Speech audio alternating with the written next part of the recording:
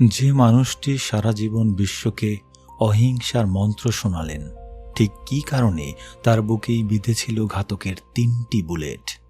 ১৯৪৮ সালের ৩০ জানুয়ারি একটি সদ্য স্বাধীন দেশের বুকে ঘটে গেল এমন এক হত্যাকাণ্ড যা এক লহমায় স্তব্ধ করে দিয়েছিল পুরো বিশ্বকে।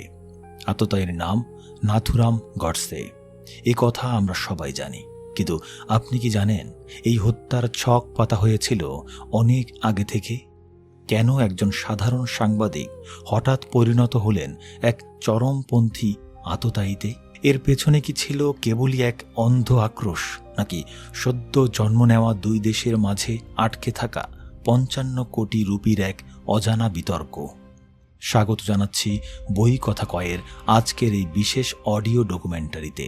আজ আমরা কোনো একতরফা কথা বলবো না, কাউকে কাঠগড়ায় দাঁড় করাবো না। আজ আমরা বিশ্লেষণ করব মহাত্মা গান্ধীর হত্যা এবং নাথুরাম গডসের আদালতের সেই জবানবন্দির এক ধূসর ইতিহাস, যা শোনার পর ইতিহাস নিয়ে আপনার চেনা দৃষ্টিভঙ্গি হয়তো পুরোপুরি বদলে যাবে। আসল সত্য লুকিয়ে আছে এই কাহিনীর একেবারে গভীরে, তাই কোনো অংশ স্কিপ না করে শেষ পর্যন্ত শুনতে থাকুন। তাহলে চলুন শুরু করা যাক।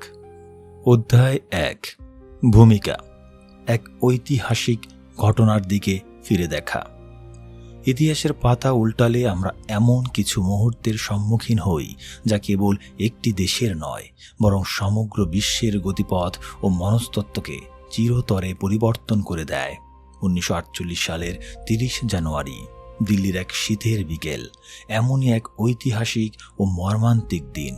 এই দিনে ভারতের স্বাধীনতা সংগ্রামের অন্যতম প্রধান মুখ মোহনদাস করমচাঁদ গান্ধী, যিনি সমগ্র বিশ্বে মহাত্মা গান্ধী নামে পূজিত এবং পরিচিত, আততায়ীর ৩টি বুলেটের আঘাতে নিহত হন।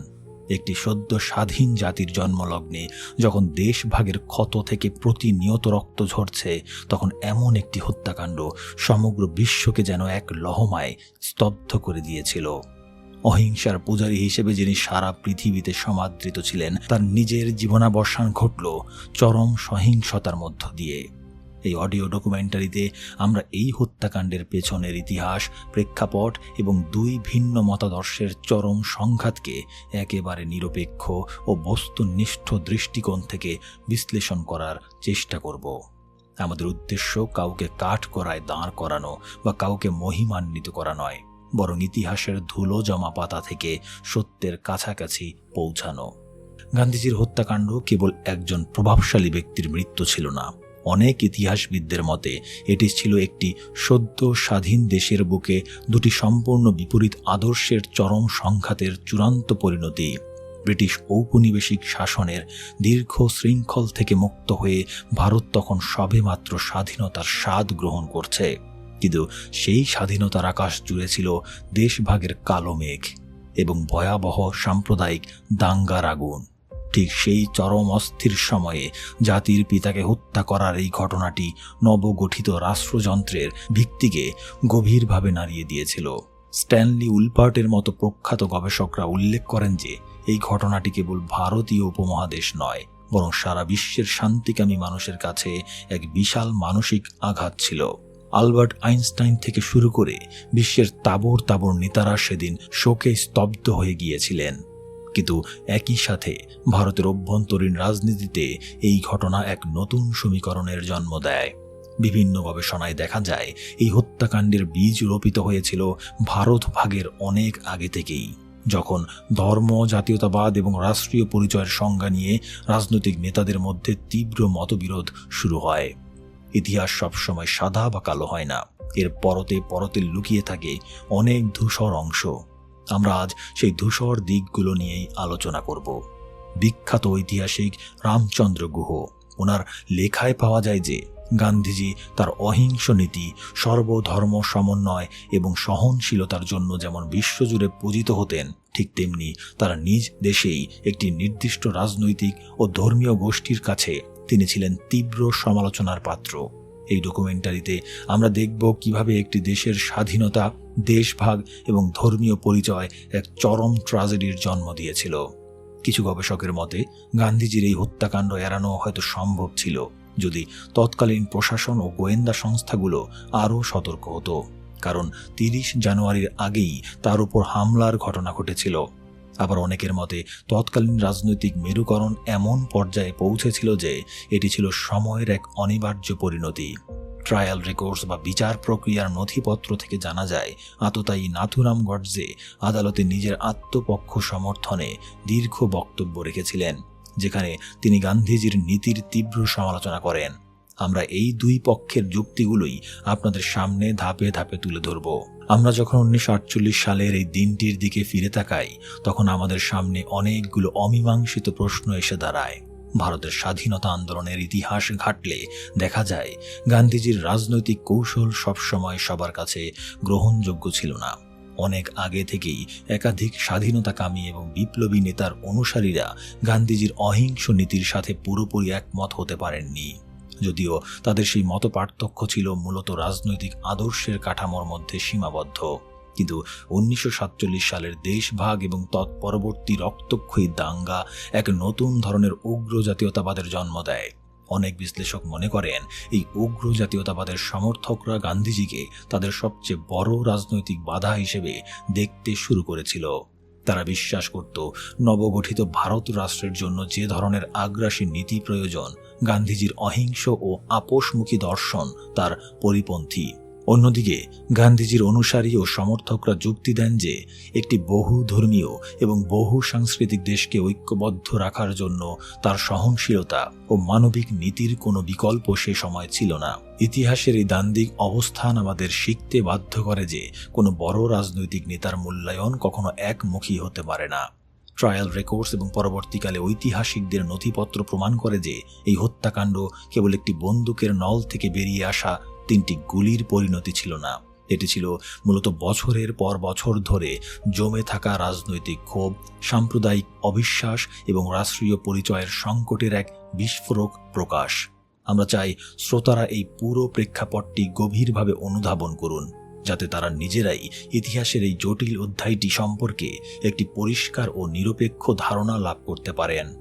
ইতিহাসের এই নির্মম সত্যগুলো নিয়ে আলোচনা করার সময় আমাদের মনে রাখতে হবে যে আমরা কোনো বিচারক নই। আমাদের কাজ হলো তথ্যগুলোকে তার সঠিক কনটেক্সটের মধ্যে রেখে বিচার করা। একটি সদ্য স্বাধীন দেশ যখন তার প্রথম পদক্ষেপ নিচ্ছে, তখন তার সবচেয়ে বড় নেতার এমন মর্মান্তিক বিদায় কেবল একটি রাজনৈতিক শূন্যতাই তৈরি করেনি, বরং জাতির মনস্তত্ত্বে এমন এক গভীর ক্ষত সৃষ্টি করেছিল যার প্রভাব আজও উপমহাদেশের রাজনীতিতে দৃশ্যমান। আপনার কি মনে হয়, ইতিহাস কি কেবল বিজয়ীদের দৃষ্টিকোণ থেকেই লেখা হয়, নাকি পরাজিত বা ভিন্ন মতাবলম্বীদের যুক্তিগুলো সমান গুরুত্বের সাথে শোনা উচিত? একটি সদ্য স্বাধীন দেশের প্রথম প্রহরে এমন একটি হত্যাকাণ্ড কি জাতির মনস্তত্ত্বে দীর্ঘমেয়াদী কোনো ক্ষত তৈরি করেছিল বলে আপনি বিশ্বাস করেন?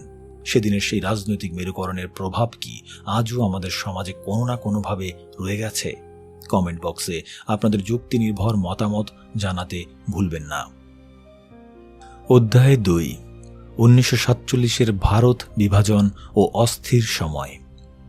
1947 সাল ভারতীয় উপমহাদেশের ইতিহাসে এক যুগান্তকারী ও একই সাথে চরম মর্মান্তিক একটি অধ্যায়। দীর্ঘ 2 শতাব্দীর ব্রিটিশ ঔপনিবেশিক শাসনের শৃঙ্খল ভেঙে অবশেষে ভারত ও পাকিস্তান নামে দুটি স্বাধীন রাষ্ট্রের জন্ম হলো। কিন্তু এই বহু প্রতীক্ষিত স্বাধীনতার আনন্দ খুব দ্রুতই এক ভয়াবহ রক্তপাতে এবং সীমাহীন বিষাদে পরিণত হয়। দেশভাগের এই প্রক্রিয়াটি কেবল একটি মানচিত্রের বিভাজন ছিল না, এটি ছিল মানুষের আবেগ, পরিবার, সংস্কৃতি এবং শত শত বছর ধরে গড়ে ওঠা প্রতিবেশীর সম্পর্কের এক নিষ্ঠুর ব্যবচ্ছেদ। ইতিহাসবিদদের মতে দেশভাগের কারণে প্রায় 1.5 কোটি মানুষকে বাধ্য হয়ে নিজেদের আদি ভিটেমাটি, জমিজমা এবং অতীত স্মৃতি পেছনে ফেলে নতুন এবং অনিশ্চিত এক গন্তব্যের দিকে পাড়ি জমাতে হয়েছিল। শুরু হয় ইতিহাসের অন্যতম ভয়াবহ এবং বিশাল মাত্রার সাম্প্রদায়িক দাঙ্গা। বাংলা, পাঞ্জাব, বিহার থেকে শুরু করে প্রায় পুরো উপমহাদেশেই তখন এক চরম অরাজকতা ও বিভীষিকাময় পরিস্থিতি বিরাজ করছিল। চারদিকে কেবলই উদ্বাস্ত মানুষের হাহাকার, ছিন্নমূল জীবনের দীর্ঘশ্বাস এবং সীমাহীন অবিশ্বাস। বিভিন্ন গবেষণায় দেখা যায় এই সময় হিন্দু, মুসলিম এবং শিখ সব সম্প্রদায়ের মানুষই একে অপরের প্রতি এক চরম ঘৃণার বশবর্তী হয়ে অকল্পনীয় সহিংসতায় মেতে উঠেছিল। সদ্য স্বাধীন দেশগুলোর সরকার এবং প্রশাসন এই অভাবনীয় মাত্রার দাঙ্গা এবং উদ্বাস্তু সমস্যা মোকাবিলায় বলতে গেলে সে সময় সম্পূর্ণ ব্যর্থ হয়েছিল। এই চরম অস্থিরতা ও অন্ধকারের সময় মহাত্মা গান্ধীর ভূমিকা নিয়ে ঐতিহাসিকদের মধ্যে নানা আলোচনা ও বিশ্লেষণ রয়েছে। প্রখ্যাত গবেষক স্ট্যানলি উলপার্ট উল্লেখ করেন যে 1947 সালের 15ই আগস্ট যখন দিল্লিতে স্বাধীনতার জাঁকজমকপূর্ণ উৎসব চলছে এবং সমস্ত শীর্ষ নেতারা ক্ষমতা গ্রহণের প্রস্তুতি নিচ্ছেন, তখন জাতির পিতা সেই উৎসব থেকে অনেক দূরে অবস্থান করছিলেন। তিনি তখন নোয়াখালী এবং কলকাতার দাঙ্গা বিধ্বস্ত এলাকাগুলোতে খালি পায়ে ঘুরে বেড়াচ্ছিলেন শান্তি স্থাপনের এক ক্ষীণ আশায়। উন্মত্ত দাঙ্গাবাজদের শান্ত করার জন্য তিনি নিজের জীবন বিপন্ন করে ছুটে গিয়েছিলেন মানুষের দ্বারে দ্বারে এবং শুরু করেছিলেন আমরণ অনশন। অনেক ইতিহাসবিদদের মতে সে সময় সেনাবাহিনীর বিশাল বহর যা করতে ব্যর্থ হয়েছিল, গান্ধীজি একা তার নৈতিক অবস্থান ও অনশনের মাধ্যমে তা অর্জন করতে সক্ষম হয়েছিলেন। তার এই নিরলস প্রচেষ্টার কারণে অনেকেই তাকে শান্তির দূত হিসেবে সম্মান করতেন এবং বিশ্বাস করতেন যে কেবল তার উপস্থিতির কারণেই বহু নিরীহ মানুষের প্রাণ রক্ষা পেয়েছে। কিন্তু ইতিহাসের এই মুদ্রার একটি ভিন্ন পিঠও ছিল, যা পরবর্তীকালে এক ভয়ঙ্কর পরিণতির দিকে সদ্য স্বাধীন দেশটিকে ঠেলে দেয়। বিভিন্ন ঐতিহাসিক বই ও গবেষণায় উল্লেখ আছে দেশভাগের এই চরম ভয়াবহতা এবং রক্তপাতের জন্য ভারতের হিন্দু ও শিখ সম্প্রদায়ের একটি বড় অংশ সরাসরি গান্ধীজির রাজনৈতিক নীতিকে দায়ী করতে শুরু করেছিল। লক্ষ লক্ষ হিন্দু ও শিখ শরণার্থী যখন পাকিস্তান থেকে সব হারিয়ে স্বজনদের লাশ পেছনে ফেলে ভারতে আশ্রয় নিচ্ছিল, তখন তাদের মনে চরম ক্ষোভ এবং হতাশা জন্ম নিয়েছিল। সীমান্ত পার হয়ে আসা লাশে ভরা ট্রেনগুলো দেখে এই ক্ষুব্ধ মানুষগুলোর একটি বড় অংশের কাছে গান্ধীজির অহিংসা ও সম্প্রীতির বাণী তখন আর কোনো অর্থ বহন করত না।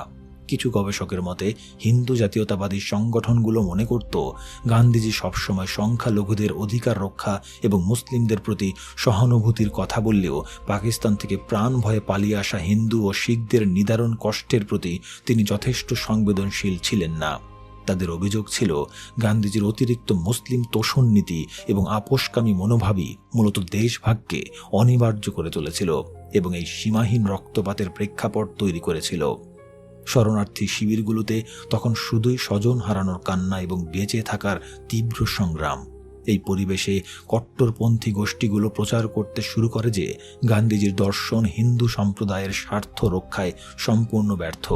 তাদের চোখে গান্ধীজি ছিলেন এমন একজন নেতা যিনি ভারতের অখণ্ডতা রক্ষা করতে পারেননি এবং যার নীতি নবগঠিত রাষ্ট্রের নিরাপত্তার জন্য হুমকি স্বরূপ। অন্যদিকে গান্ধীজির সমর্থক এবং বেশ কিছু নিরপেক্ষ ঐতিহাসিকের মতে তিনি শেষ দিন পর্যন্ত দেশভাগের বিরুদ্ধে নিজের অবস্থান অটুট রেখেছিলেন। রামচন্দ্র গুহ এর লেখায় পাওয়া যায় যে যখন রাজনৈতিক বাস্তবতায় দেশভাগ অনিবার্য হয়ে পড়ে, তখন গান্ধীজি কেবল মানবতা, সম্প্রীতি এবং উভয় রাষ্ট্রের সংখ্যালঘুদের নিরাপত্তার পক্ষে দাঁড়িয়েছিলেন।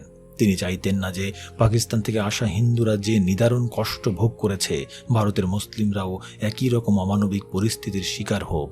কিন্তু এই চরম মেরুকরণের সমাজ ব্যবস্থায় তার এই সর্বজনীন মানবাধিকারের কথাগুলো অনেক উগ্রবাদী মানুষের কানে বিষের মতো মনে হয়েছিল।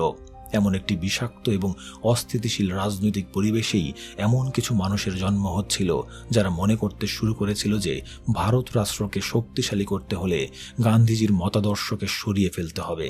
1947 সালের সেই দিনগুলোর দিকে ফিরে তাকালে বোঝা যায় যে ভারত তখন কেবল ভৌগোলিকভাবেই বিভক্ত হয়নি, বরং আদর্শগতভাবেও দ্বিধা বিভক্ত হয়ে পড়েছিল। একদল মানুষ গান্ধীজিকে দেখত তাদের সব দুঃখ কষ্টের জন্য দায়ী এক আপোষকামী নেতা হিসেবে, আর আরেক দল তাকে দেখত মানবতার শেষ ভরসা হিসেবে। এই তীব্র মানসিক ও রাজনৈতিক বিভাজনই ধীরে ধীরে একটি বড় ষড়যন্ত্রের রূপ নিচ্ছিল। সদ্য স্বাধীন হওয়া একটি দেশের জন্য এই সময়টি ছিল আক্ষরিক অর্থেই আগুন এবং রক্তের ওপর দিয়ে হেঁটে যাওয়ার মতো এক কঠিন ও নির্মম পরীক্ষা। ইতিহাস সাক্ষী যে এই চরম সামাজিক অস্থিরতা এবং রাজনৈতিক হতাশার সুযোগ নিয়েই কট্টরপন্থীরা তাদের চরমপন্থী আদর্শকে সাধারণ মানুষের মনে গেঁথে দেওয়ার চেষ্টা করেছিল। তাদের সেই ঘৃণার রাজনীতির চূড়ান্ত শিকার হতে হয়েছিল স্বয়ং মহাত্মা গান্ধীকে, দেশভাগের মতো একটি বিশাল এবং জটিল রাজনৈতিক বিপর্যয়ের জন্য কি এককভাবে কোনো নেতার আদর্শকে দায়ী করা যৌক্তিক? আপনার কি মনে হয় চরম সাম্প্রদায়িক উত্তেজনার সময়ে একজন নেতার পক্ষে কি সব সম্প্রদায়কে সমানভাবে সন্তুষ্ট করা আদৌ সম্ভব ছিল? 1947 সালের এই দাঙ্গা ও উদ্বাস্তু সমস্যায় কি শেষ পর্যন্ত গান্ধীজির হত্যার সবচেয়ে বড় মনস্তাত্ত্বিক প্রেক্ষাপট তৈরি করেছিল বলে আপনি বিশ্বাস করেন? আপনাদের সুচিন্তিত মতামত কমেন্টে জানাতে ভুলবেন না। অধ্যায় 3, নাথুরাম গডসে, একজন মানুষের পেছনের গল্প। ইতিহাসের যে কোনো বড় রাজনৈতিক হত্যাকাণ্ডের পেছনের সত্যকে পুরোপুরি অনুধাবন করতে হলে কেবল নিহত ব্যক্তির আদর্শ নয়, বরং আততায়ীর মনস্তাত্ত্বিক বিবর্তন এবং ব্যক্তিগত জীবনের ইতিহাসও জানা অত্যন্ত জরুরি। মহাত্মা গান্ধীর আততায়ী নাথুরাম বিনায়ক গডসের জীবনের গল্পটি কেবল একজন অপরাধীর গল্প নয়। অনেক ইতিহাসবিদদের মতে এটি হলো একটি নির্দিষ্ট রাজনৈতিক ও সামাজিক প্রেক্ষাপটে একজন সাধারণ মানুষের ধীরে ধীরে চরমপন্থী হয়ে ওঠার এক নিখুঁত মনস্তাত্ত্বিক দলিল। নাথুরাম গডসের জন্ম 1910 সালের 19 মে মহারাষ্ট্রের পুনে জেলার একটি রক্ষণশীল মারাঠি চিৎপাবন ব্রাহ্মণ পরিবারে। সে সময়কার মহারাষ্ট্র ছিল ভারতের রাজনীতিতে অত্যন্ত গুরুত্বপূর্ণ একটি কেন্দ্র, যেখানে একদিকে যেমন উদারপন্থী সমাজ সংস্কারকদের প্রবল প্রভাব ছিল, অন্যদিকে উগ্র হিন্দু জাতীয়তাবাদী চিন্তাধারারও একটি শক্ত ভিত্তি তৈরি হচ্ছিল। এমন একটি পরিবেশে বেড়ে ওঠা গডসের ব্যক্তিগত জীবনের শুরুতেই এমন কিছু অদ্ভুত ঘটনা ছিল যা পরবর্তীকালে অনেক মনস্তাত্ত্বিক গবেষকের মনোযোগ আকর্ষণ করেছে। বিভিন্ন গবেষণায় দেখা যায় তার জন্মের আগে তার পিতামাতার 3টি ছেলে সন্তান মারা গিয়েছিল। এই অকাল মৃত্যুর কারণে তার পরিবার এক অদ্ভুত কুসংস্কারের আশ্রয় নেয়। তারা বিশ্বাস করতে শুরু করে যে তাদের ছেলে সন্তানদের ওপর কোনো অভিশাপ রয়েছে।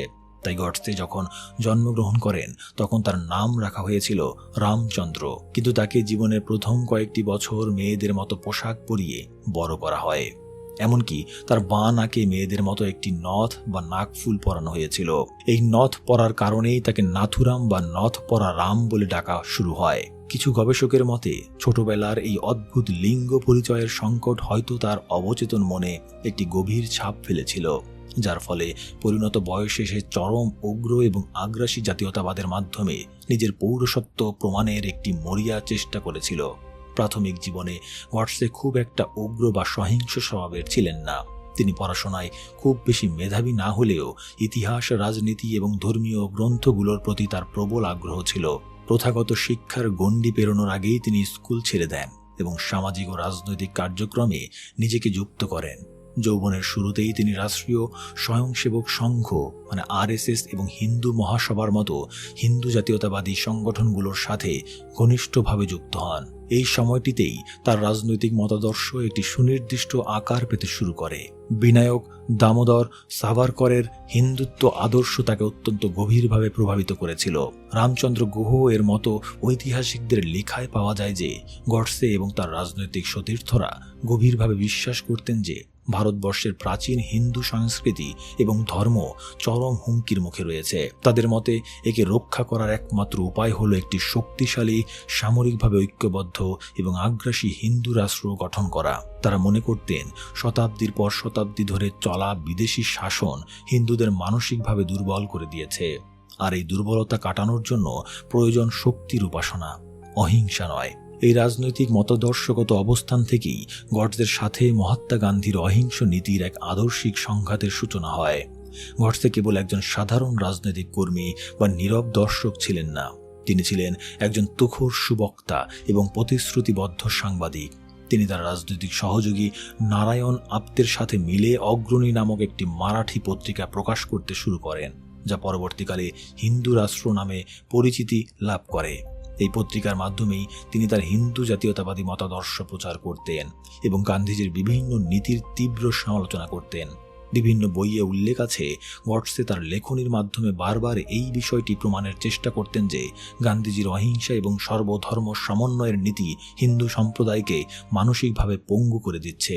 বিশেষ করে মুসলিমদের প্রতি গান্ধীজির সহনশীল মনোভাবকে গডসে এবং হিন্দু মহাসভার নেতারা চরম তোষণ নীতি হিসেবে দেখতেন। তাদের চোখে গান্ধীজির এই নীতিগুলোর কারণেই ভারত ভাগের মতো বিপর্যয় অবশ্যম্ভাবী হয়ে উঠেছিল। একজন সাংবাদিক থেকে একজন সশস্ত্র চরমপন্থী আততায়ী হয়ে ওঠার এই মানসিক বিবর্তন একদিনে ঘটেনি। ট্রায়াল রেকর্ডস এবং আদালতের নথিপত্র থেকে জানা যায়, গডসে কখনোই ব্যক্তিগত কোনো স্বার্থ, অর্থ বা ক্ষমতার লোভে রাজনীতি করেননি। তার রাজনৈতিক জীবনে তিনি তার মতাদর্শের প্রতি ছিলেন প্রায় অন্ধভাবে অনুগত। কিছু ইতিহাসবিদদের মতে, যখন 1947 সালে দেশভাগ হলো এবং সারা দেশে ভয়াবহ হিন্দু মুসলিম দাঙ্গা ছড়িয়ে পড়ল, তখন গডসের মনের ভেতরের ক্ষোভ চরম আকার ধারণ করে।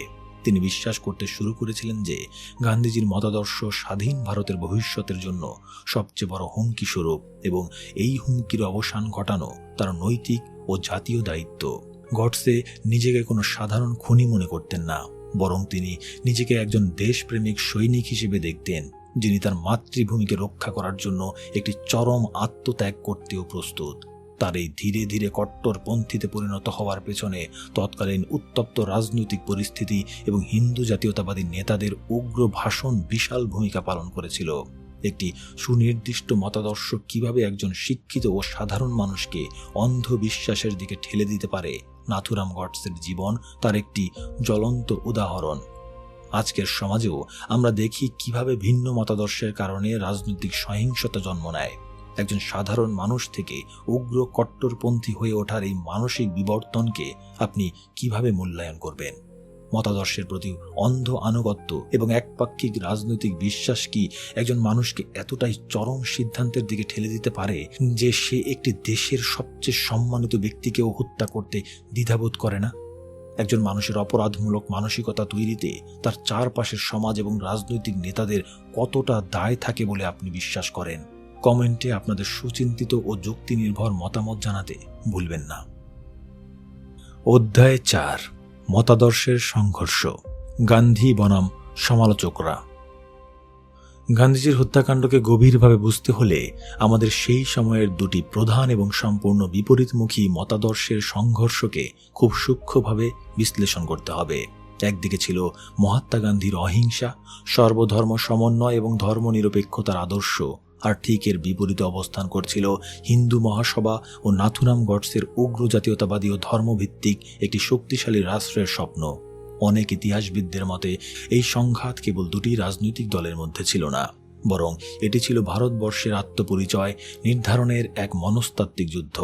একটি সদ্য স্বাধীন দেশ কোন পথে হাঁটবে, উদারনীতি নাকি উগ্র জাতীয়তাবাদ, সেই প্রশ্নের উত্তর খুঁজতে গিয়েই এই মতাদর্শগত লড়াই চরম আকার ধারণ করেছিল। বিভিন্ন গবেষণায় দেখা যায় 1920-এর দশক থেকেই এই আদর্শিক দূরত্বের সূত্রপাত ঘটেছিল, যা 1947 সালের দেশভাগের পর একটি বিস্ফোরক রূপ লাভ করে। মহাত্মা গান্ধীর রাজনৈতিক ও আধ্যাত্মিক দর্শনের মূল ভিত্তি ছিল প্রেম, অসীম সহনশীলতা এবং সত্যাগ্রহ। রামচন্দ্র গুহ এর মতো প্রখ্যাত ঐতিহাসিকদের লেখায় পাওয়া যায় যে গান্ধীজি গভীরভাবে বিশ্বাস করতেন যে হিন্দু, মুসলিম, শিখ, খ্রিস্টান সব সম্প্রদায়ের মানুষই এই ভারতবর্ষের অবিচ্ছেদ্য অংশ। তার মতে ধর্মীয় পরিচয়ের ঊর্ধ্বে মানবতা এবং অহিংসায় হওয়া উচিত একটি আধুনিক রাষ্ট্রের মূল চালিকা শক্তি। তিনি মনে করতেন চোখের বদলে চোখ নেওয়ার নীতিতে বিশ্বাস করলে একসময় পুরো পৃথিবী অন্ধ হয়ে যাবে। তাই দেশভাগের সময় যখন সাম্প্রদায়িক দাঙ্গায় পুরো উপমহাদেশ জ্বলছে, তখনও তিনি এই অহিংসার নীতি থেকে এক চুলো সরে আসেননি। তিনি স্বপ্ন দেখতেন এমন এক ভারতের যেখানে সংখ্যাগরিষ্ঠের পাশাপাশি সংখ্যালঘুরাও সম্পূর্ণ নিরাপদ বোধ করবে এবং রাষ্ট্রীয় কার্যক্রমে সমানভাবে অংশ নিতে পারবে। কিন্তু গান্ধীজির এই উদারনৈতিক দর্শন তার সমালোচকদের চোখে ছিল চরম আত্মঘাতী এবং বাস্তবতা বিবর্জিত। কিছু ইতিহাসবিদদের মতে গডসে এবং তার কট্টরপন্থী সহযোগীরা মনে করতেন যে গান্ধীজির এই অহিংসার নীতি হিন্দু সম্প্রদায়কে মানসিকভাবে অত্যন্ত দুর্বল করে দিচ্ছে। তাদের যুক্তি ছিল, যখন প্রতিপক্ষ সশস্ত্র এবং সহিংস, তখন তাদের সামনে অহিংসার বাণী প্রচার করা বীরত্ব নয়, বরং কাপুরুষতার লক্ষণ। দেশভাগের সময় হিন্দু ও শিখদের উপর যে অবর্ণনীয় অত্যাচার হয়েছিল, সমালোচকরা তার জন্য গান্ধীজির এই আপোষকামী নীতিকেই প্রধানত দায়ী করতেন। বিভিন্ন বইয়ে উল্লেখ আছে, কট্টরপন্থীদের মতে গান্ধীজির রাজনীতি ছিল একতরফা। তাদের অভিযোগ ছিল গান্ধীজি শুধুমাত্র মুসলমানদের সন্তুষ্ট করার জন্যই বারবার হিন্দুদের স্বার্থ এবং নিরাপত্তাকে বলির পাঠা বানাচ্ছেন। এই গভীর অবিশ্বাস এবং ক্ষোভ থেকেই সমালোচকরা গান্ধীজিকে আর জাতির পিতা হিসেবে নয়, বরং জাতির প্রধান শত্রু হিসেবে দেখতে শুরু করেছিলেন।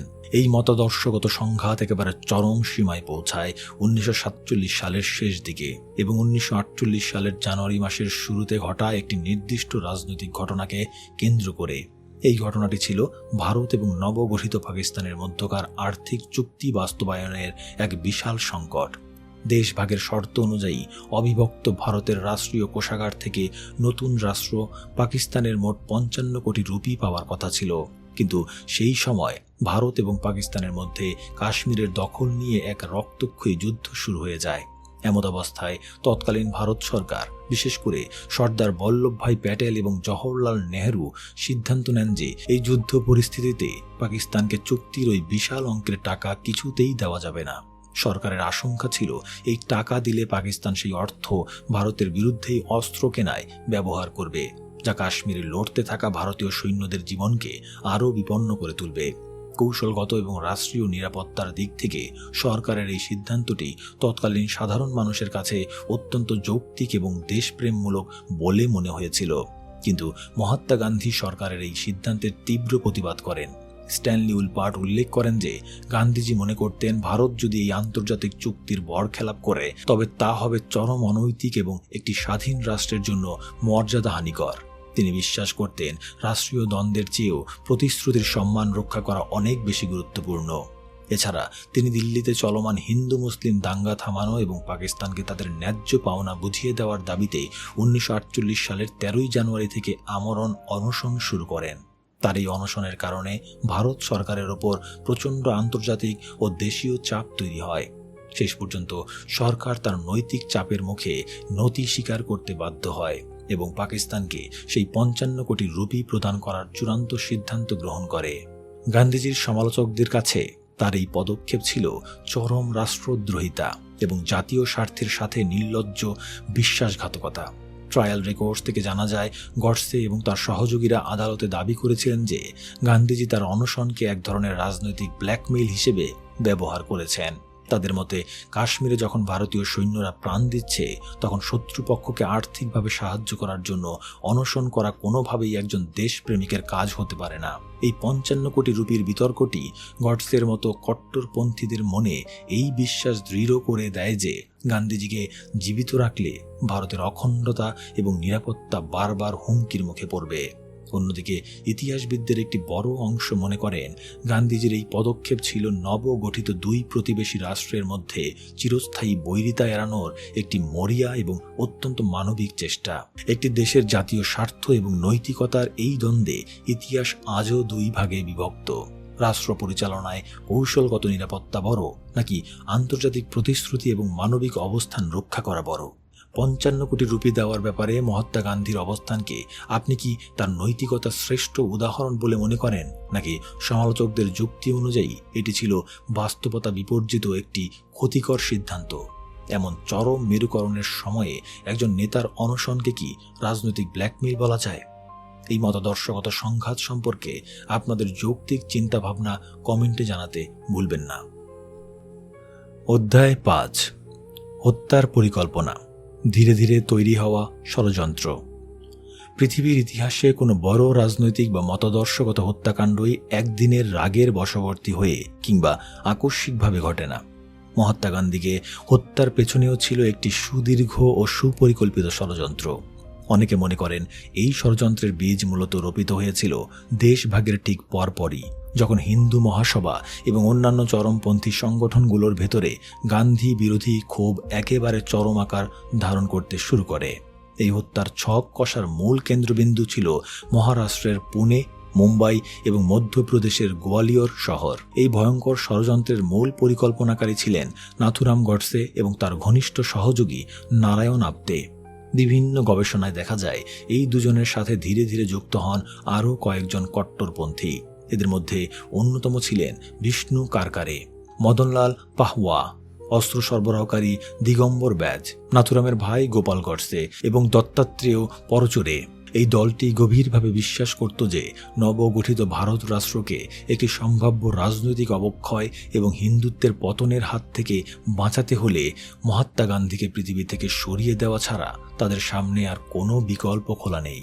অনেকেই হয়তো জানেন না যে 1948 সালের 30 জানুয়ারির সেই মর্মান্তিক হত্যাকাণ্ডটি মহাত্মা গান্ধীর ওপর গডসের দলের প্রথম হামলা ছিল না। রামচন্দ্র গুহ এর মতো গবেষকদের লেখায় পাওয়া যায় যে এর ঠিক 10 দিন আগে অর্থাৎ 1948 সালের 20 জানুয়ারি এই দলটি দিল্লির বিড়লা হাউসেই গান্ধীজির প্রার্থনা সভায় একটি সশস্ত্র হামলার চেষ্টা করেছিল।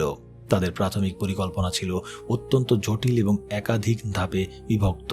পরিকল্পনা অনুযায়ী মদনলাল পাহুয়া প্রার্থনা সভার পেছনের দিকে একটি দেয়ালের কাছে গোপনে একটি শক্তিশালী বোমার বিস্ফোরণ ঘটাবে।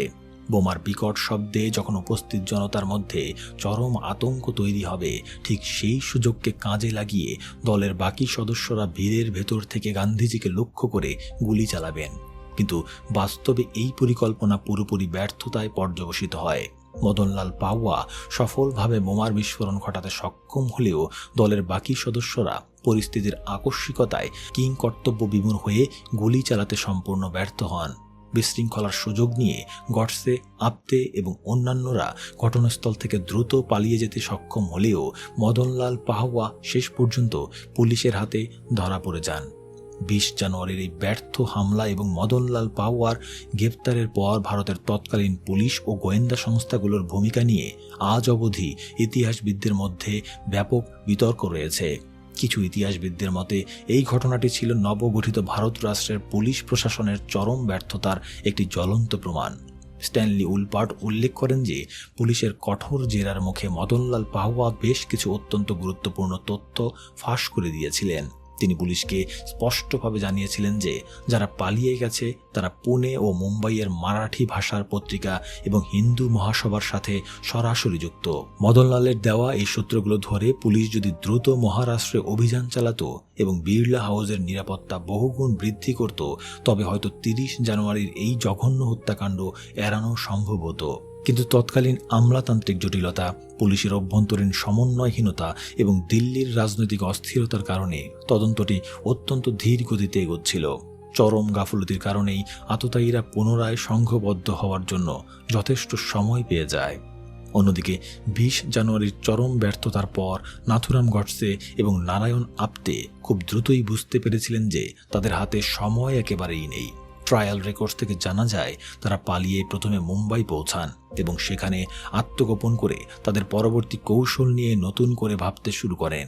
তারা নিজেদের ভুলগুলো বিশ্লেষণ করে বুঝতে পেরেছিলেন যে এতগুলো মানুষকে নিয়ে একটি বড় দল তৈরি করে এমন একটি গুপ্ত হত্যা চালানো অত্যন্ত ঝুঁকিপূর্ণ এবং সমন্বয় করা কঠিন। তাই তারা কঠোর সিদ্ধান্ত নেন যে দ্বিতীয়বারের চেষ্টায় গডসে একাই এই হত্যার মূল কাজটি সম্পন্ন করবেন এবং আপ্তে তাকে পেছন থেকে শুধুমাত্র লজিস্টিক সহায়তা দেবেন। কিন্তু তাদের সামনে সবচেয়ে বড় বাধা ছিল একটি নিখুঁত ও নির্ভরযোগ্য অস্ত্রের অভাব। আগের হামলায় ব্যবহৃত অস্ত্রগুলো পুলিশের হাতে চলে যাওয়ায় তাদের নতুন অস্ত্রের প্রয়োজন ছিল। এই উদ্দেশ্যেই তারা গোয়ালিয়রে দত্তাত্রেয় পরচুরের কাছে ছুটে যান। বিভিন্ন বইয়ে উল্লেখ আছে সেখান থেকেই তারা অত্যন্ত গোপনে একটি ইতালীয় বেরেটা স্বয়ংক্রিয় পিস্তল জোগাড় করতে সক্ষম হন। অস্ত্র হাতে পাওয়ার পর গডসে এবং আপ্তে পুনরায় চরম আত্মবিশ্বাস নিয়ে দিল্লির উদ্দেশ্যে রওনা হন। 29 জানুয়ারি তারা দিল্লি পৌঁছান এবং বিড়লা হাউসের চারপাশের নিরাপত্তা ব্যবস্থা এবং প্রার্থনা সভার পরিবেশ পুনরায় গভীরভাবে পর্যবেক্ষণ করেন। তারা বিস্ময়ের সাথে লক্ষ্য করেন যে 20 জানুয়ারির বোমা বিস্ফোরণের মতো একটি বড় ঘটনার পরও সেখানে নিরাপত্তা ব্যবস্থা তেমন একটা জোরদার করা হয়নি। এই দুর্বল এবং শিথিল নিরাপত্তা ব্যবস্থাই মূলত তাদের চূড়ান্ত পরিকল্পনা বাস্তবায়নের পথ পুরোপুরি প্রশস্ত করে দেয়। একটি সদ্য স্বাধীন দেশের রাজধানী শহরের বুকে বসে কয়েকজন চরমপন্থী কিভাবে এত সহজে দেশের সবচেয়ে গুরুত্বপূর্ণ ব্যক্তিত্বকে হত্যার ছক কষতে পারল, তা আজও অনেক গবেষকের কাছে এক বিশাল বিস্ময়। 20 জানুয়ারির ব্যর্থ হামলার পরও পুলিশের এবং প্রশাসনের এই চরম গাফলতিকে আপনি ব্যক্তিগতভাবে কিভাবে দেখেন? একটি সদ্য স্বাধীন দেশের নিরাপত্তা ব্যবস্থা কি তখন সত্যিই এতটাই দুর্বল ছিল যে একজন পরিচিত নেতার জীবন রক্ষা করা গেল না? আপনার কি মনে হয়, পুলিশ যদি সেদিন সঠিক পদক্ষেপ নিত তবে কি ভারতের ইতিহাস আজ সম্পূর্ণ অন্যরকম হতো? কমেন্ট বক্সে আপনাদের মতামত আমাদের সাথে শেয়ার করতে ভুলবেন না। অধ্যায় 6, 30 জানুয়ারি 1948। সেই দিনটির ঘটনা। 1948 সালের 30 জানুয়ারি দিনটি ছিল শুক্রবার। শীতের চাদরে মোড়া দিল্লির বিড়লা হাউসে দিনটি শুরু হয়েছিল অন্য 8-10টা সাধারণ দিনের মতোই। মহাত্মা গান্ধী তখন এই বিড়লা হাউসেই অবস্থান করছিলেন। বিভিন্ন গবেষণায় দেখা যায় জীবনের একেবারে শেষ দিনটিতেও তিনি অত্যন্ত কর্মব্যস্ত ছিলেন। খুব ভোরে উঠে প্রার্থনা সেরে তিনি তার দৈনন্দিন কাজ শুরু করেন। স্ট্যানলি উলপার্টের মতো ঐতিহাসিকদের লেখায় পাওয়া যায় যে সেদিন সকালে তিনি কংগ্রেস দলের ভবিষ্যৎ রূপরেখা নিয়ে একটি গুরুত্বপূর্ণ খসড়া তৈরি করেছিলেন, যেখানে তিনি স্বাধীন ভারতে কংগ্রেসের ভূমিকা কী হওয়া উচিত তা নিয়ে নিজের মতামত তুলে ধরেন। এরপর বিকেল গড়িয়ে এলে তিনি একটি অত্যন্ত সংবেদনশীল এবং গুরুত্বপূর্ণ রাজনৈতিক বৈঠকে বসেন। তৎকালীন স্বরাষ্ট্রমন্ত্রী সর্দার বল্লভভাই প্যাটেলের সাথে তার এই বৈঠকটি ছিল স্বাধীন ভারতের অভ্যন্তরীণ রাজনীতির জন্য অত্যন্ত তাৎপর্যপূর্ণ। সেই সময় ভারতের প্রধানমন্ত্রী পণ্ডিত জওহরলাল নেহরু এবং সর্দার প্যাটেলের মধ্যে নীতিগত এবং রাজনৈতিক বেশ কিছু বিষয় নিয়ে তীব্র মতবিরোধ চলছিল। গান্ধীজি গভীরভাবে বিশ্বাস করতেন যে এই দুই শীর্ষ নেতার মধ্যে বিভাজন তৈরি হলে তা সদ্য স্বাধীন নবগঠিত ভারত রাষ্ট্রের জন্য চরম বিপর্যয় ডেকে আনবে। তাই তিনি ব্যক্তিগত উদ্যোগ নিয়েছিলেন তাদের দুজনের মধ্যে একটি সম্মানজনক মিটমাট করিয়ে দেওয়ার এবং ঐক্যবদ্ধভাবে দেশ গড়ার কাজে মনোনিবেশ করার। প্যাটেলের সাথে গান্ধীজির এই আলোচনা এতটাই গভীর এবং দীর্ঘায়িত হয়েছিল যে তার নিয়মিত বিকেলের প্রার্থনা সভার সময় বেশ খানিকটা পার হয়ে যাচ্ছিল। বিকেল 5:15 পার হয়ে গেছে। প্রতিদিন ঠিক 5টায় বিড়লা হাউসের উন্মত্ত লনে সর্বজনীন প্রার্থনা সভা শুরু হতো। সময় পেরিয়ে যাচ্ছে দেখে প্যাটেলের সাথে আলোচনা শেষ করে গান্ধীজি দ্রুত পায়ে প্রার্থনা স্থলের দিকে এগিয়ে যাওয়ার প্রস্তুতি নেন। বয়স তখন 78 পেরিয়েছে। শরীর অত্যন্ত দুর্বল। বিশেষ করে কিছুদিন আগের দীর্ঘ অনশনের কারণে তিনি শারীরিকভাবে বেশ ক্লান্ত ছিলেন। বিভিন্ন বইয়ে উল্লেখ আছে তিনি তার 2 নাতনি আভা এবং মনুর 2 কাঁধে ভর দিয়ে ধীর কিন্তু অবিচল পায়ে ঘাসের লন পেরিয়ে প্রার্থনা মঞ্চের দিকে এগিয়ে যাচ্ছিলেন। চারদিকে তখন হাজারো মানুষের ভিড়। দেশ বিদেশ থেকে আসা সাধারণ মানুষ, সাংবাদিক এবং ভক্তরা প্রতিদিনের মতো সেদিনও তাকে একবার ছুঁয়ে দেখতে, তার আশীর্বাদ নিতে এবং তাকে দূর থেকে এক নজর দেখার জন্য লনের 2 পাশে অত্যন্ত আগ্রহ নিয়ে অপেক্ষা করছিল। বিড়লা হাউসের সেই বিকেলের পরিবেশটি ছিল একেবারে শান্ত এবং আধ্যাত্মিক, কিন্তু উপস্থিত কেউ ঘুণাক্ষরেও কল্পনা করতে পারেনি যে এই শান্ত পরিবেশের আড়ালেই লুকিয়ে আছে এক ভয়ঙ্কর মৃত্যুর ফাঁদ। ভিড়ের মধ্যে অত্যন্ত সন্তর্পণে মিশেছিল খাকি পোশাক পরা এক যুবক। তার দৃষ্টি ছিল স্থির এবং লক্ষ্য ছিল একেবারে পরিষ্কার। সে আর কেউ নয়, মহাত্মা গান্ধীর গুপ্তঘাতক নাথুরাম গডসে। গান্ধীজি যখন ভিড়ের মাঝখান দিয়ে একটি সরু পথ ধরে এগিয়ে আসছিলেন, তখন সাধারণ মানুষ হাত জোর করে তাকে সম্মান জানাচ্ছিল। ঠিক তখনই ভিড় ঠেলে সামনের দিকে এগিয়ে আসে নাথুরাম গডসে। রামচন্দ্র গুহ এর মতো ইতিহাসবিদদের লেখায় পাওয়া যায় যে গডসে অত্যন্ত শান্তভাবে এবং কোনো ধরনের তাড়াহুড়ো না করেই গান্ধীজির একেবারে সামনে চলে আসে। সে প্রথমে হাত জোর করে মাথা নুইয়ে গান্ধীজিকে প্রণাম করার ভঙ্গি করে। পরিস্থিতি অত্যন্ত স্বাভাবিক মনে হলেও গান্ধীজির নাতনি মনু কিছুটা বিরক্ত হয়ে গডসেকে বাধা দেওয়ার চেষ্টা করেন। তিনি বলেন যে বাপু এমনিতেই আজ অনেক দেরি করে ফেলেছেন, তাকে আর আটকে না রেখে যেতে দিন। কিন্তু গডসে তার বাঁ হাত দিয়ে অত্যন্ত রুক্ষভাবে মনুকে ধাক্কা দিয়ে সরিয়ে দেয়। ধাক্কার চোটে মনুর হাত থেকে গান্ধীজির প্রার্থনার বই, জপমালা এবং অন্যান্য জিনিসপত্র মাটিতে পড়ে যায়। মনু সেগুলো কুড়িয়ে নেওয়ার জন্য নিচু হতেই গডসে তার ডান হাতে লুকিয়ে রাখা ইতালীয় ব্যারেটা স্বয়ংক্রিয় পিস্তলটি বের করে আনে। চোখের পলকে একেবারে পয়েন্ট ব্ল্যাঙ্ক রেঞ্জ থেকে সে পরপর 3টি গুলি চালায়। গুলির কান ফাটানো শব্দে বিড়লা হাউসের পুরো পরিবেশ যেন মুহূর্তের জন্য একেবারে স্তব্ধ হয়ে যায়। বুলেটগুলো সরাসরি গান্ধীজির বুক এবং পেটে বিদ্ধ হয়। সাদা খাদি কাপড়ে রক্তের লাল দাগ মুহূর্তেই ছড়িয়ে পড়ে। কোনো ধরনের প্রতিরোধ বা আত্মরক্ষার সুযোগ না পেয়ে জাতির পিতা সাথে সাথেই মাটিতে লুটিয়ে পড়েন। গুলিবিদ্ধ হয়ে মাটিতে লুটিয়ে পড়ার এই মুহূর্তটিকে ঘিরে ইতিহাসের অন্যতম একটি বড় বিতর্কের জন্ম হয়েছে। অনেক প্রত্যক্ষদর্শী এবং প্রাথমিক সরকারি ভাষ্য অনুযায়ী দাবি করা হয় যে গুলিবিদ্ধ হয়ে মাটিতে পড়ে যাওয়ার ঠিক আগ মুহূর্তে গান্ধীজির মুখ থেকে শেষ শব্দ হিসেবে উচ্চারিত হয়েছিল, হে রাম। এই কথাটি পরবর্তীকালে গান্ধীজির আধ্যাত্মিক, ধর্মীয় ও রাজনৈতিক দর্শনের এক চূড়ান্ত প্রতীক হিসেবে সারা বিশ্বে প্রতিষ্ঠিত হয়ে যায়। এটি এই বার্তা বহন করত যে তিনি তার ঘাতককেও ক্ষমা করে দিয়ে ঈশ্বরের নাম নিতে নিতে পৃথিবী থেকে বিদায় নিয়েছেন। কিন্তু আধুনিক কিছু ইতিহাসবিদ এবং সেদিনের বেশ কিছু প্রত্যক্ষদর্শীর মতে ঘটনাটি হয়তো এতটা নাটকীয় ছিল না। কিছু গবেষকের মতে গান্ধীজির ব্যক্তিগত পরিচারক, যিনি ঘটনার একেবারে কাছেই উপস্থিত ছিলেন, তিনি পরবর্তীকালে জানিয়েছিলেন যে খুব কাছ থেকে 3টি ভয়াবহ বুলেটের আঘাত লাগার পর গান্ধীজি কোনো শব্দ উচ্চারণ করার মতো অবস্থাতেই ছিলেন না। তিনি কেবল একটি অস্ফুট শব্দ বা গোঙানির মতো আওয়াজ করে সরাসরি মাটিতে পড়ে যান এবং প্রায় সাথে সাথেই জ্ঞান হারিয়ে ফেলেন।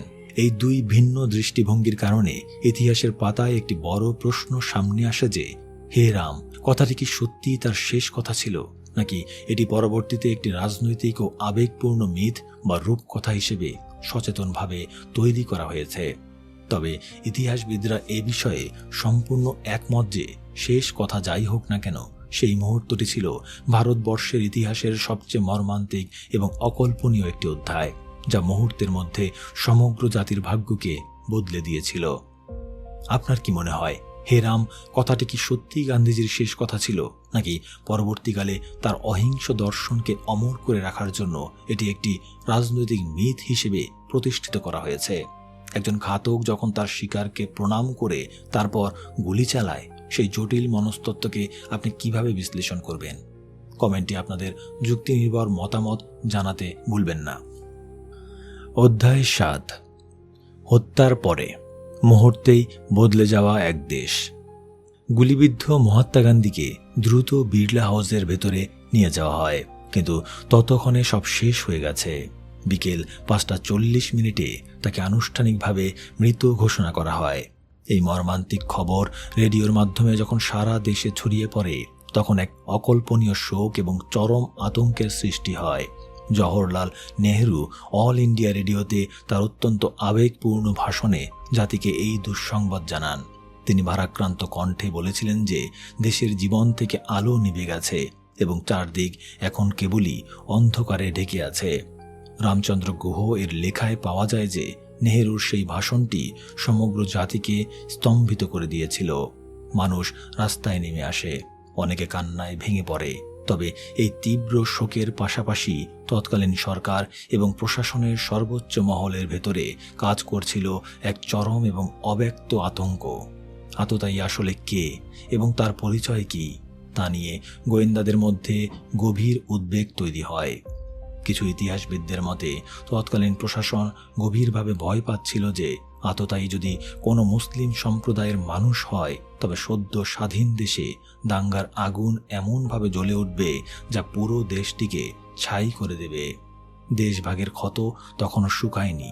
এই ভয় থেকে লর্ড মাউন্টব্যাটেন এবং অন্যান্য শীর্ষ নেতারা অত্যন্ত সতর্ক অবস্থান গ্রহণ করেছিলেন।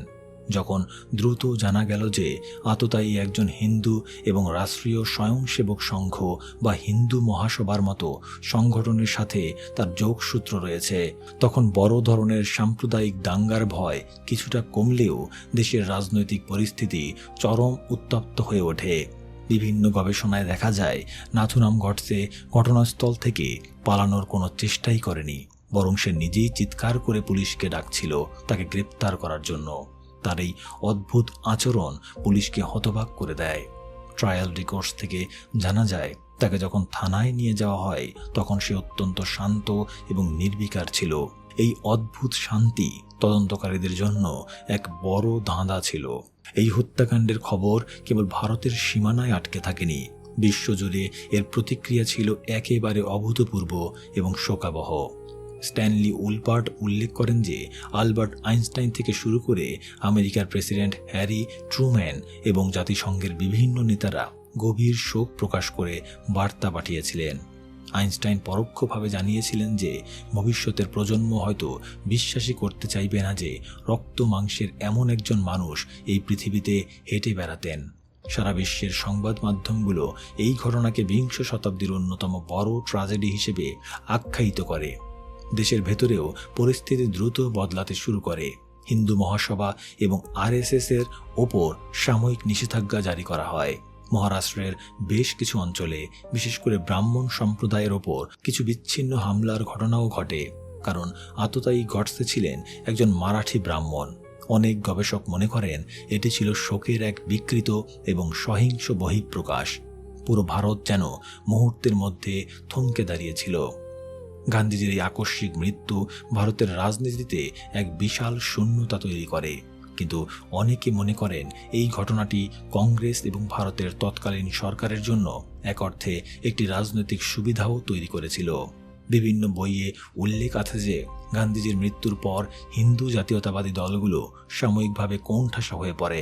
সাধারণ মানুষের মনে তাদের প্রতি চরম ক্ষোভ এবং ঘৃণার সৃষ্টি হয়।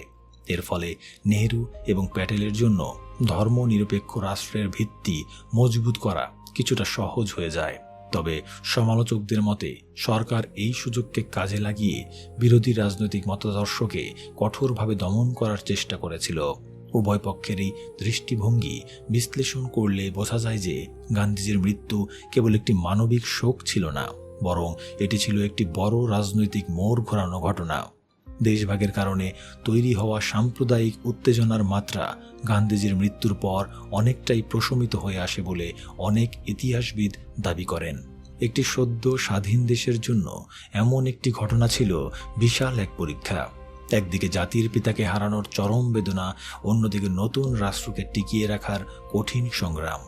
পরিস্থিতি সামাল দিতে তৎকালীন নেতাদের যে রাজনৈতিক প্রজ্ঞা দেখাতে হয়েছিল তা নিয়ে আজও বিস্তর গবেষণা হচ্ছে।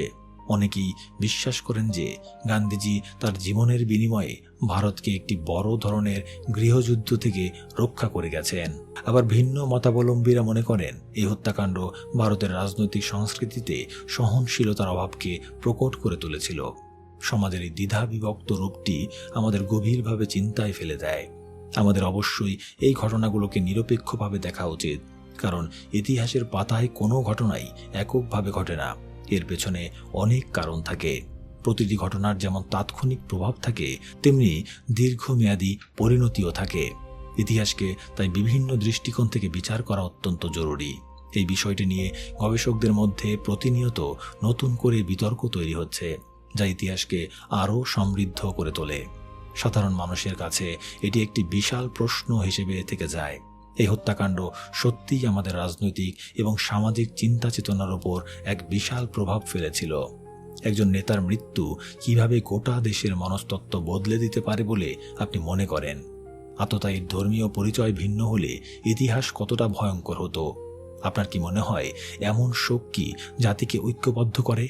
এই বিষয়গুলো নিয়ে আপনার মূল্যবান মতামত কমেন্টে জানাতে ভুলবেন না। অধ্যায় ৮, তদন্ত ও বিচার। আদালতে যা সামনে আসে। বিড়লা হাউসের সেই রক্তাক্ত বিকেলের পর সারা দেশে যখন শোকের ছায়া নেমে আসে, তখন অন্যদিকে প্রশাসনের ভেতরে শুরু হয় এক বিশাল আইনি প্রক্রিয়া। মহাত্মা গান্ধীর হত্যাকাণ্ডের ঠিক পরপরই ঘটনাস্থল থেকে নাথুরাম গডসেকে গ্রেপ্তার করা হয়। বিভিন্ন গবেষণায় দেখা যায় গডসে পালানোর কোনো চেষ্টাই করেনি, বরং সে স্বেচ্ছায় আত্মসমর্পণ করেছিল। তার এই নির্বিকার আচরণ তদন্তকারী কর্মকর্তাদের কাছে এক গভীর বিস্ময়ের কারণ হয়ে দাঁড়িয়েছিল। গ্রেপ্তারের পর গোয়েন্দা সংস্থাগুলো তৎপর হয়ে ওঠে এবং ষড়যন্ত্রের মূল শিকড় উপড়ে ফেলার জন্য সারা দেশে ব্যাপক ধরপাকড় শুরু করে। হত্যাকাণ্ডের সাথে যুক্ত অন্যান্য ষড়যন্ত্রকারীদের একে একে আইনের আওতায় আনা হয়। এদের মধ্যে অন্যতম ছিলেন নারায়ণ আপ্তে, বিষ্ণু কারকারে, মদনলাল পাহওয়া, গোপাল গডসে এবং দিগম্বর ব্যাচ। তবে এই তদন্ত প্রক্রিয়ায় সবচেয়ে বিতর্কিত যে গ্রেপ্তারটি হয়েছিল তা ছিল হিন্দু মহাসভার প্রবীণ নেতা বিনায়ক দামোদর সাভারকরের গ্রেপ্তার। কিছু ইতিহাসবিদদের মতে সাভারকরকে গ্রেপ্তারের মধ্য দিয়ে সরকার প্রমাণ করতে চেয়েছিল যে তারা হিন্দু চরমপন্থার বিরুদ্ধে কঠোর অবস্থানে রয়েছে। তবে উপযুক্ত সাক্ষ্য প্রমাণের অভাবে সাভারকরকে শেষ পর্যন্ত আদালত থেকে বেকসুর খালাস দেওয়া হয়, যা নিয়ে আজও গবেষকদের মধ্যে নানা তর্ক বিতর্ক প্রচলিত আছে। তদন্ত শেষে বিচার প্রক্রিয়া পরিচালনার জন্য দিল্লির ঐতিহাসিক লাল কেল্লা বা রেড ফোর্টকে বেছে নেওয়া হয়। লাল কেল্লায় বিচার প্রক্রিয়া স্থানান্তরের বিষয়টি ছিল অত্যন্ত তাৎপর্যপূর্ণ। স্ট্যানলি উলপার্ট উল্লেখ করেন যে এর আগে এই স্থানে ব্রিটিশ সরকার ইন্ডিয়ান ন্যাশনাল আর্মির বিচার করেছিল। স্বাধীন দেশের প্রথম প্রহরে জাতির পিতার ঘাতকদের বিচারের জন্য এই স্থানটিকে নির্বাচন করা যেন ইতিহাসের এক অদ্ভুত সমীকরণ ছিল। বিচারক আত্মাচরণ আগরওয়ালের নেতৃত্বে একটি বিশেষ আদালত গঠন করা হয় এবং বিচার শুরু করা হয়। ট্রায়াল রেকর্ডস থেকে জানা যায়, বিচার চলাকালীন আদালত প্রাঙ্গণে নিরাপত্তা ব্যবস্থা ছিল একেবারে নজিরবিহীন। এই বিচার প্রক্রিয়ায় নাথুরাম গডসে আইনিভাবে নিজেকে বাঁচানোর কোনো চেষ্টাই করেনি এবং কোনো আইনজীবীও চায়নি, বরং সে লাল কেল্লার এই ঐতিহাসিক আদালত কক্ষকে নিজের রাজনৈতিক মতাদর্শ প্রচারের একটি বিশাল মঞ্চ হিসেবে সচেতনভাবে ব্যবহার করেছিল। আদালতে দাঁড়িয়ে গডসে প্রায় 92 পৃষ্ঠার একটি দীর্ঘ জবানবন্দি পাঠ করেছিল, যা পরবর্তীতে আমি কেন গান্ধীকে হত্যা করেছি নামে আলোচিত হয়। ট্রায়াল রেকর্ডস থেকে জানা যায়, গডসে অত্যন্ত স্পষ্ট ভাষায় এবং আত্মবিশ্বাসের সাথে তার বক্তব্য বিচারকের সামনে তুলে ধরেছিল। সে পরোক্ষভাবে জানিয়েছিল যে গান্ধীজির ব্যক্তিগত চরিত্রের প্রতি তার শ্রদ্ধা রয়েছে, কিন্তু দেশের প্রতি তার রাজনৈতিক সিদ্ধান্তগুলোকে সে চরম ক্ষতিকর মনে করে। রামচন্দ্র গুহ এর লেখায় পাওয়া যায় যে গডসের জবানবন্দির মূল ভিত্তি ছিল গান্ধীজির কথিত মুসলিম তোষণ নীতি এবং দেশ ভাগের সময় হিন্দুদের প্রতি অবহেলা। গডসে দাবি করেছিল যে কাশ্মীরে যুদ্ধ চলাকালীন পাকিস্তানকে 55 কোটি রুপি প্রদান করার জন্য গান্ধীজির অনশন ছিল জাতীয় স্বার্থের সাথে বিশ্বাসঘাতকতা। তার মতে গান্ধীকে হত্যা করা কোনো নিছক খুন ছিল না, বরং এটি ছিল নবগঠিত ভারত রাষ্ট্রকে রক্ষার জন্য তার ধর্মীয় কর্তব্য। গডসের এই আদালতে আত্মপক্ষ সমর্থনের কৌশল এবং তার দীর্ঘ ভাষণ আদালতে উপস্থিত অনেকের মধ্যেই এক ধরনের অদ্ভুত আবেগ তৈরি করেছিল। কিছু ইতিহাসবিদ উল্লেখ করেন যে গডসের বক্তব্য শুনে সেদিন আদালত কক্ষে উপস্থিত দর্শকদের অনেকেই আবেগে কেঁদে ফেলেছিলেন। স্বয়ং বিচারক আত্মাচরণ আগরওয়াল পরবর্তীকালে তার স্মৃতিকথায় পরোক্ষভাবে উল্লেখ করেছিলেন যে সেদিন যদি আদালতে উপস্থিত দর্শকদের জুরি বোর্ড হিসেবে কাজ করার সুযোগ দেওয়া হতো, তবে তারা হয়তো আবেগতাড়িত হয়ে গডসেকে নির্দোষ ঘোষণা করত। এই তথ্যটি প্রমাণ করে যে তৎকালীন সমাজে মতাদর্শগত মেরুকরণ কতটা তীব্র ছিল এবং গডসের যুক্তিগুলো সমাজের একটি অংশের মনস্তত্ত্বে কতটা গভীরভাবে প্রথিত হয়েছিল। তবে আইনের চোখে এবং বিচারকের নিরপেক্ষ দৃষ্টিতে আবেগ বা রাজনৈতিক মতাদর্শের কোনো স্থান ছিল না। এটি ছিল একটি সুপরিকল্পিত খুন। দীর্ঘ আইনি লড়াই এবং সাক্ষ্য প্রমাণের ভিত্তিতে 1949 সালের 10 ফেব্রুয়ারি আদালত তার চূড়ান্ত রায় ঘোষণা করে। বিচারক নাথুরাম গডসে এবং নারায়ণ আপ্তেকে মৃত্যুদণ্ডের আদেশ দেন এবং অন্যান্য অভিযুক্তদের যাবজ্জীবন কারাদণ্ড প্রদান করেন। এই রায়ের পর ভারতের রাজনৈতিক অঙ্গনে একটি বিশাল নৈতিক বিতর্কের জন্ম হয়। মহাত্মা গান্ধী, যিনি আজীবন অহিংসার বাণী প্রচার করেছেন, তার হত্যাকারীদের ফাঁসি দেওয়া কি স্বয়ং গান্ধীজির আদর্শের সাথে সাংঘর্ষিক নয়? বিভিন্ন গবেষণায় দেখা যায় গান্ধীজির 2 পুত্র রামদাস এবং দেবদাস গান্ধী গডসের মৃত্যুদণ্ড মওকুফ করার জন্য সরকারের কাছে আবেদন করেছিলেন। তাদের যুক্তি ছিল যে ঘাতকদের ফাঁসি দিলে গান্ধীজির অহিংসা নীতির চূড়ান্ত পরাজয় ঘটবে। কিন্তু তৎকালীন প্রধানমন্ত্রী জওহরলাল নেহেরু এবং স্বরাষ্ট্রমন্ত্রী সর্দার প্যাটেল এই আবেদন সরাসরি নাকচ করে দেন। তাদের মতে রাষ্ট্রীয় আইন এবং ন্যায় বিচার প্রতিষ্ঠার স্বার্থে এই মৃত্যুদণ্ড কার্যকর করা সম্পূর্ণ অপরিহার্য। অবশেষে 1949 সালের 15 নভেম্বর আম্বালা জেলে নাথুরাম গডসে এবং নারায়ণ আপ্তের ফাঁসি কার্যকর করার মধ্য দিয়ে এই ঐতিহাসিক বিচার প্রক্রিয়ার সমাপ্তি ঘটে। আপনার কি মনে হয়, একজন অপরাধী যখন তার অপরাধকে দেশপ্রেমের মোড়কে আইনি মঞ্চে জায়েজ করার চেষ্টা করে, তখন একটি নিরপেক্ষ বিচার ব্যবস্থার সামনে তা কতটা চ্যালেঞ্জিং হতে পারে?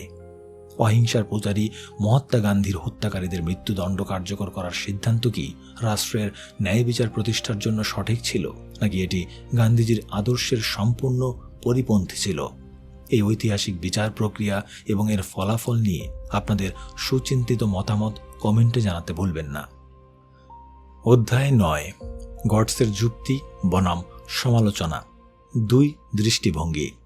এই ডকুমেন্টারির অন্যতম সংবেদনশীল এবং গুরুত্বপূর্ণ আলোচনার অধ্যায় হল মহাত্মা গান্ধীর অহিংস আদর্শ এবং নাথুরাম গডসের উগ্র জাতীয়তাবাদী যুক্তির নিরপেক্ষ বিশ্লেষণ। ইতিহাসের কোনো বিচারই একপাক্ষিক হতে পারে না, তাই একটি নিরপেক্ষ দৃষ্টিকোণ থেকে এই হত্যাকাণ্ডের পেছনের মতাদর্শগত যুক্তি এবং এর পাল্টা সমালোচনাগুলো তুলে ধরা অত্যন্ত জরুরি। ট্রায়াল রেকর্ডস থেকে জানা যায় যে নাথুরাম গডসে আদালতে দাঁড়িয়ে যে দীর্ঘ জবানবন্দি দিয়েছিল তা কেবল তার আত্মপক্ষ সমর্থন ছিল না, বরং তা ছিল একটি নির্দিষ্ট রাজনৈতিক দর্শনের ইস্তেহার। কিছু গবেষকের মতে গডসের সমর্থকদের মূল যুক্তি ছিল যে মহাত্মা গান্ধী তার অহিংসা এবং সর্বধর্ম সমন্বয়ের নীতিকে এমন এক চরম পর্যায়ে নিয়ে গিয়েছিলেন যা তৎকালীন হিন্দু সম্প্রদায়ের জন্য আত্মঘাতী হয়ে উঠেছিল। গডসে এবং তার অনুসারীদের জবানবন্দি অনুযায়ী গান্ধীজি মুসলমানদের সন্তুষ্ট করার জন্য বারবার সংখ্যাগরিষ্ঠ হিন্দুদের রাজনৈতিক ও সামাজিক স্বার্থকে বলি দিচ্ছিলেন। এই ক্ষোভ থেকেই তারা বিশ্বাস করতে শুরু করেছিল যে গান্ধীজির দর্শন ভারতের অখণ্ডতার জন্য বিপজ্জনক। বিভিন্ন বইয়ে উল্লেখ আছে যে গডসের যুক্তির সবচেয়ে বড় ভিত্তি ছিল দেশভাগ এবং দাঙ্গা। তার সমর্থকদের মতে পাকিস্তান থেকে হিন্দুরা যখন জীবন হাতে নিয়ে পালিয়ে আসছিল এবং চরম নির্যাতনের শিকার হচ্ছিল, তখন গান্ধীজি কেবল তাদেরই শান্ত থাকার উপদেশ দিচ্ছিলেন। তারা মনে করত এই একতরফা অহিংসা হিন্দু সম্প্রদায়কে মানসিকভাবে কাপুরুষে পরিণত করছে।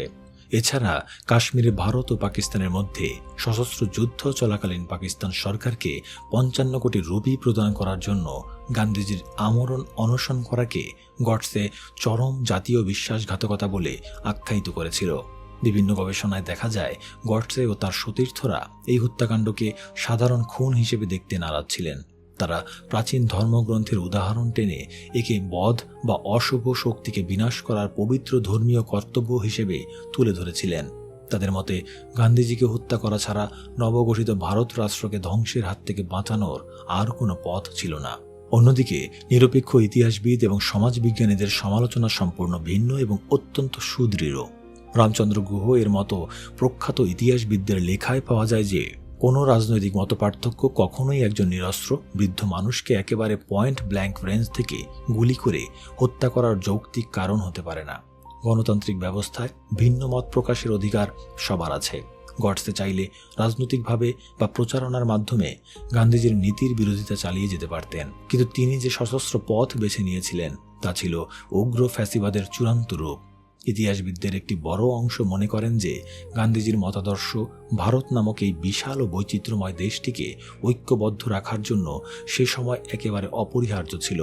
দেশভাগের সেই চরম উত্তেজনার মুহূর্তে তিনি যদি মুসলমানদের প্রতি সহনশীলতার বার্তা না দিতেন, তবে ভারত হয়তো একটি চিরস্থায়ী এবং ভয়াবহ ধর্মীয় গৃহযুদ্ধের দিকে ধাবিত হতো, যার পরিণতি হতো আরও ধ্বংসাত্মক। স্ট্যানলি উইলপার্ট উল্লেখ করেন যে গডসের যুক্তিকে যদি নৈতিকভাবে মেনে নেওয়া হয় তবে তার অর্থ দাঁড়ায় যে কোনো ব্যক্তি তার নিজস্ব রাজনৈতিক মতাদর্শকে রাষ্ট্রীয় আইনের চেয়ে বড় মনে করে আইন নিজের হাতে তুলে নিতে পারে। একটি আধুনিক ধর্মনিরপেক্ষ এবং গণতান্ত্রিক রাষ্ট্রের ধারণার সাথে এই ধরনের চিন্তাভাবনা সম্পূর্ণ পরিপন্থী। গবেষকদের মতে গডসে নিজেকে চরম দেশপ্রেমিক হিসেবে দাবি করলেও তার কাজ সদ্য স্বাধীন ভারতকে বিশ্ব দরবারে চরমভাবে লজ্জিত করেছিল। গান্ধীজির মতো বিশ্ব বরেণ্য নেতাকে হত্যা করার মাধ্যমে হিন্দু কট্টরপন্থীরা মূলত ভারতের গণতান্ত্রিক কাঠামোর ওপরই সবচেয়ে বড় আঘাতটি এনেছিল। এই সমালোচনাগুলো প্রমাণ করে যে গডসের যুক্তিগুলো রাজনৈতিক নৈতিকতার মানদণ্ডে অত্যন্ত দুর্বল, অগণতান্ত্রিক এবং বিপজ্জনক।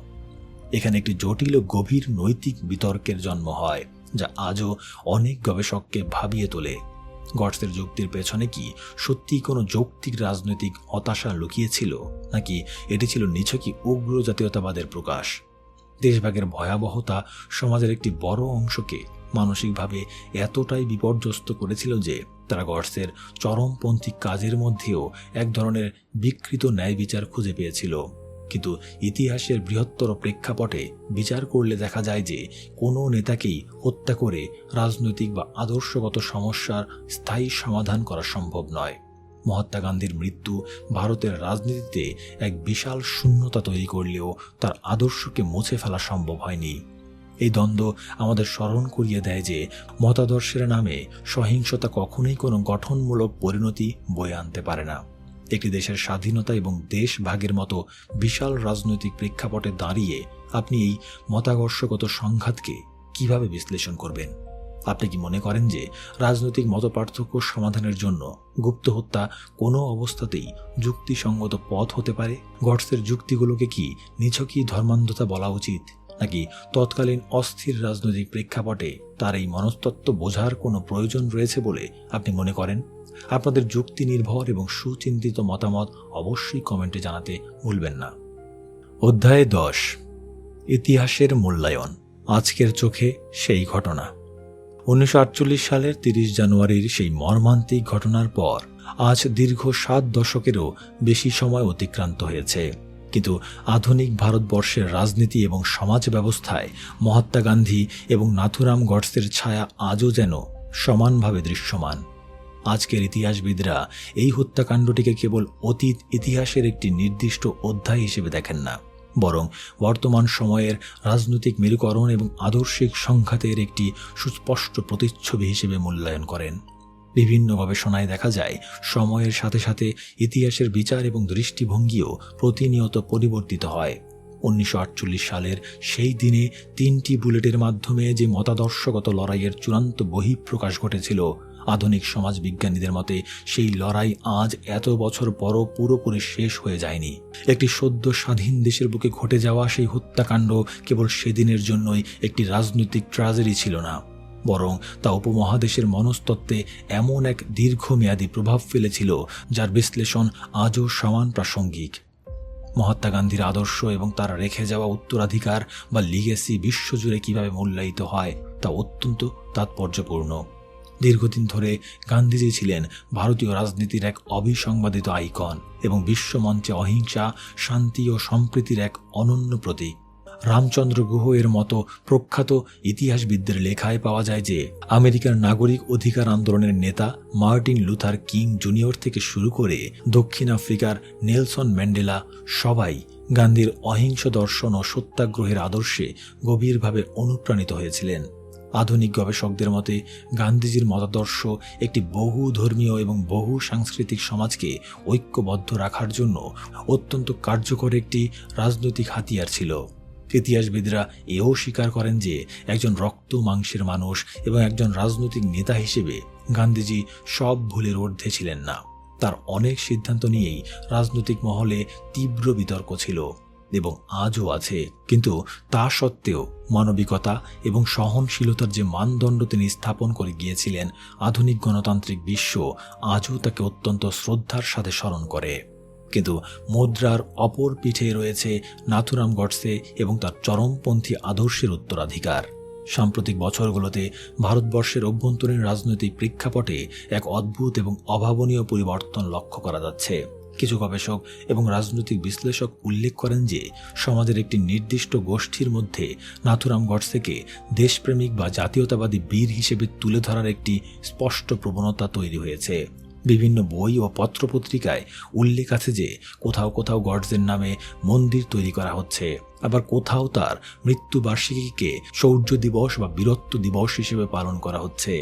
আধুনিক ইতিহাসবিদদের কাছে এটি অত্যন্ত গভীর গবেষণার বিষয় যে কিভাবে একজন আততায়ী দশকের পর দশক পেরিয়ে সমাজের একটি অংশের কাছে আদর্শ হিসেবে পুনর্জাগরিত হতে পারে। কিছু ইতিহাসবিদদের মতে এই প্রবণতা প্রমাণ করে যে 1948 সালের সেই উগ্র জাতীয়তাবাদ এবং ধর্ম নিরপেক্ষতার যে আদর্শিক সংঘাত শুরু হয়েছিল 21 শতকের আধুনিক রাষ্ট্র ব্যবস্থায় তা একেবারে নতুন রূপে ফিরে এসেছে। এই দুই বিপরীতমুখী উত্তরাধিকার বা লিগেসির মধ্যে দাঁড়িয়ে ইতিহাস আজ কিভাবে এই ঘটনাকে বিচার করে। স্ট্যানলি উলপার্ট উল্লেখ করেন যে ইতিহাস কখনো একপাক্ষিক আবেগ দিয়ে লেখা যায় না। আধুনিক সমাজবিজ্ঞানীরা মনে করেন গণতান্ত্রিক কাঠামোতে যে কোনো রাজনৈতিক নেতার সমালোচনা করার পূর্ণ অধিকার নাগরিকদের রয়েছে। গান্ধীজির রাজনৈতিক নীতি, দেশভাগ ঠেকানোর ক্ষেত্রে তার ব্যর্থতা কিংবা সংখ্যালঘু তোষণের যে অভিযোগ তার বিরুদ্ধে আনা হয়, তার যৌক্তিক সমালোচনা ইতিহাসের পাতায় অবশ্যই থাকা উচিত। কিন্তু ইতিহাসবিদরা এই প্রশ্নটি অত্যন্ত গুরুত্বের সাথে তোলেন যে একজন নেতার ভুল ত্রুটি বা রাজনৈতিক অবস্থানের সমালোচনা করা কি কোনোভাবেই তার আততায়ীকে মহিমান্বিত করার যৌক্তিকতা প্রদান করতে পারে। বিভিন্ন গবেষণায় দেখা যায় গডসেকে মহিমান্বিত করার এই আধুনিক প্রবণতা মূলত ইতিহাসের এক ধরনের বিকৃতি, যা নতুন প্রজন্মের কাছে একটি বিপজ্জনক বার্তা পৌঁছে দিচ্ছে। এর মাধ্যমে পরোক্ষভাবে এই ধারণাই প্রতিষ্ঠিত করার চেষ্টা করা হচ্ছে যে মতাদর্শগত বিরোধ থাকলে আইন নিজের হাতে তুলে নেওয়া বা রাজনৈতিক গুপ্তহত্যা বৈধ হতে পারে, যা আধুনিক সভ্যতার জন্য অত্যন্ত হুমকি স্বরূপ। আমাদের এই দীর্ঘ ঐতিহাসিক আলোচনার একেবারে শেষ প্রান্তে এসে আমরা বলতে পারি, মহাত্মা গান্ধীর মৃত্যু একটি নবগঠিত জাতির রাজনৈতিক শৈশবকে হয়তো অকালেই শেষ করে দিয়েছিল, কিন্তু তার অহিংসার দর্শনকে বুলেটের আঘাতে হত্যা করা সম্ভব হয়নি। আবার একই সাথে গডসের চালানো সেই 3টি বুলেট আমাদের এই রূঢ় সত্যটিও বারবার মনে করিয়ে দেয় যে চরমপন্থী মতাদর্শ কখনো সহজে বিলুপ্ত হয় না, বরং সুযোগ পেলেই তা সমাজের রন্ধ্রে রন্ধ্রে নতুন করে বিষ বাষ্প ছড়িয়ে দেয়। আজকের দিনে দাঁড়িয়ে এই ঐতিহাসিক ঘটনাটি আমাদের জন্য একটি আয়নার মতো, যেখানে আমরা আমাদের বর্তমান সমাজের রাজনৈতিক সহনশীলতা এবং মূল্যবোধের নিখুঁত প্রতিফলন দেখতে পাই। আমাদের মূল উদ্দেশ্য ছিল ইতিহাসের সেই জটিল অধ্যায়গুলোকে আপনাদের সামনে সম্পূর্ণ নিরপেক্ষভাবে তুলে ধরা, যাতে আপনারা নিজেরাই বিচার করতে পারেন। আমাদের আজকের এই ঐতিহাসিক যাত্রার শেষে আপনাদের কাছে কিছু গুরুত্বপূর্ণ প্রশ্ন রেখে যেতে চাই। বর্তমান সময়ে দাঁড়িয়ে আপনি গান্ধীজির অহিংস নীতি এবং গডসের উগ্র জাতীয়তাবাদের এই আদর্শিক সংঘাতকে কিভাবে দেখেন?